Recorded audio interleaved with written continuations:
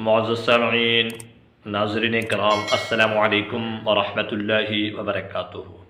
بشیر العلوم Islamic channel میں خوش آمدید۔ میں آج لے کر آیا ہوں آپ کے لیے اسلامی معلومات۔ اگر آپ چاہتے ہیں کہ ایسی اسلامک ویڈیوز آپ کو ملتی رہیں تو اس چینل کو سبسکرائب کریں اور بیل آئیکن کو دبا دیں تاکہ بر وقت ملتی رہیں آپ کو اسلامی معلومات۔ جزاک اللہ خیر و احسن الجزا۔ جی، آج کا موضوع ہے خوف خدا۔ الحمدللہ رب العالمین والعاقبۃ للمتقین والصلاة والسلام علی سید الانبیاء والمرسلین، اما بعد فاعوذ باللہ من الشیطان الرجیم، بسم اللہ الرحمن الرحیم۔ یخافون ربهم من فوقهم ویفعلون ما یؤمرون۔ صدق اللہ العظیم۔ سب سے پہلے اللہ تعالیٰ کی بے حد حمد و ثنا، اس کے بعد ان گنت تحفے درود و سلام نبی اکرم صلی اللہ تعالی علیہ وسلم کی ذات پر۔ اس کے بعد میں نے جو آیہ کریمہ آپ کے سامنے تلاوت کی ہے اس کا ترجمہ سماعت فرمائیے۔ یخافون ربهم من فوقهم ویفعلون ما یؤمرون۔ اپنے رب سے ڈرتے ہیں، اوپر سے جو حکم ہوتا ہے وہی کرتے ہیں۔ یعنی ایمان والوں کی یہ نشانی ہے کہ اپنے رب سے ڈرتے ہیں اور جو اللہ کا حکم ہے اس پر عمل کرتے ہیں، یعنی وہ اللہ تعالیٰ سے بے خوف نہیں ہوتے۔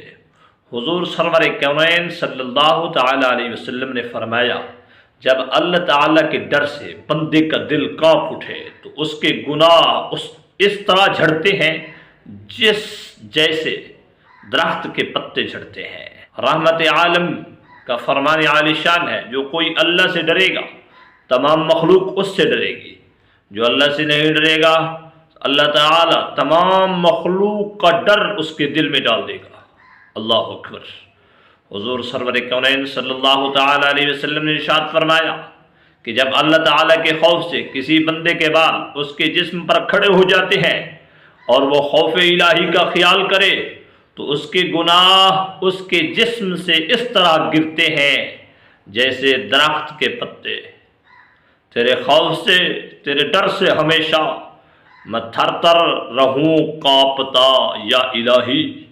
تیرے خوف سے، تیرے ڈر سے ہمیشہ میں تھر تھر رہوں کانپتا یا الہی۔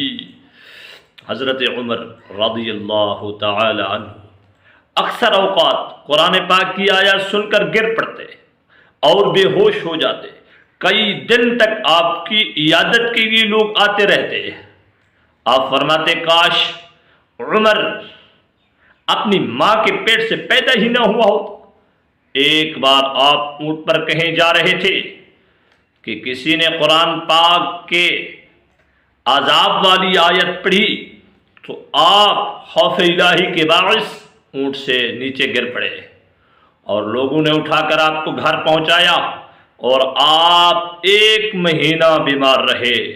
اللہ اکبر، یہ ہے خوف خدا۔ کسی نے حضرت حسن بصری رضی اللہ تعالی عنہ سے عرض کی کہ آپ ان لوگوں کی محفل کے بارے میں کیا فرماتے ہیں جو اس میں عذاب آخرت سے اتنا ڈرتے ہوں گے کہ ہمارے دل ٹکڑے ہو جاتے ہیں؟ آپ نے جواب دیا، آج ایسے لوگوں کی صحبت کی برکت سے کل تمہیں امن نصیب ہوگا، اور یہ اس سے بہتر ہے کہ آج تمہارے ایسے ساتھی ہوں جو تمہیں خدا سے بے خوف کر دیں اور کل تم جہنم کے عذاب کے خوف میں مبتلا ہو۔ اللہ اکبر۔ 7ویں آسمان میں اللہ تعالیٰ کے ایسے فرشتے ہیں، جب سے اللہ نے انہیں پیدا کیا ہے تب سے قیامت تک سجدے میں رہیں گے۔ اللہ تعالیٰ کے ڈر سے ان کے پہلو کانپ رہے ہیں۔ قیامت کے دن وہ جب سر اٹھائیں گے اور کہیں گے، اللہ تو پاک ہے، یا اللہ تو پاک ہے، جیسا تیرا حق تھا ہم نے ویسی عبادت نہیں کی۔ سرکار مدینہ صلی اللہ تعالی علیہ وسلم کا فرمان عالی شان ہے، ایک شخص نے توحید کے سوا کوئی عمل نہ کیا، جب اس کے مرنے کا وقت قریب آیا تو اس نے گھر والوں سے کہا، میرے مرنے کے بعد مجھے آگ میں جلانا، پھر میری راکھ کو تیز ہوا کے دن دریا میں اڑا دینا۔ جب اس کا انتقال ہوا تو اس کے گھر والوں نے ایسا ہی کیا، مگر اس نے خود کو حق تعالیٰ کے قبضے میں پایا۔ اللہ کے نبی فرماتے ہیں، اللہ تعالیٰ نے ارشاد فرمایا کہ تجھے کس بات نے اس پر آمادہ کیا کہ تو نے خود سے ایسا سلوک کیا؟ اس نے عرض کی، اے اللہ تیرے خوف نے۔ تو اس عذر کی بنا پر اللہ کے نبی فرماتے ہیں اس کو بخش دیا گیا، حالانکہ اس نے کبھی کوئی نیک عمل نہ کیا، صرف اس کے پاس توحید کا عمل تھا، مگر خوف خدا کی وجہ سے وہ بخشا گیا۔ روایت میں آتا ہے کہ ایک شخص نبی اکرم صلی اللہ تعالی علیہ وسلم کی بارگاہ میں تشریف لایا، اور کچھ دنوں کے بعد وہ شخص بیمار ہو گیا، تو آقا علیہ الصلوۃ والسلام اس کے پاس تشریف لے گئے۔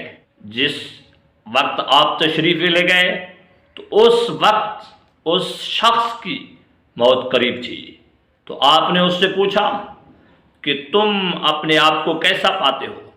اس شخص نے عرض کی، یا رسول اللہ مجھے امید بھی ہے اور گناہوں کی وجہ سے ڈرتا بھی ہوں۔ پیارے آقا صلی اللہ تعالی علیہ وسلم نے فرمایا، اس مقام میں جب بھی یہ دو باتیں جمع ہوں، ایک تو اللہ سے بخشش کی امید، دوسری بات گناہوں کی وجہ سے ڈرنا، تو اللہ اسے وہ عطا فرماتا ہے جس کی وہ امید رکھتا ہے، اور اس سے محفوظ رکھتا ہے جس سے وہ ڈرتا ہے۔ یعنی اس نوجوان کو، اس آدمی کو یہ بشارت دے دی گئی کہ تو امید رکھتا ہے بخشش کی، ضرور اللہ تعالیٰ تیری بخشش فرمائے گا۔ حضرت سیدنا ابو عبیدہ بن جراح رضی اللہ تعالی عنہ نے فرمایا، میں چاہتا ہوں کہ میں کوئی میڈھا ہوتا اور میرے گھر والے مجھے ذبح کر دیتے اور وہ میرا گوشت کھا لیتے اور شوربہ پی لیتے، یعنی اتنا خوف خدا اس کے دل میں ہے۔ خوف خدا کی وجہ سے آپ یہ کہہ رہے ہیں۔ ایک روایت میں آتا ہے، حضرت سیدنا ابو بکر صدیق رضی اللہ تعالی عنہ خوف خدا کی وجہ سے فرماتے ہیں، کاش میں کوئی پرندہ ہوتا، کاش میں کوئی درخت ہوتا، لوگ مجھے کاٹ ڈالتے،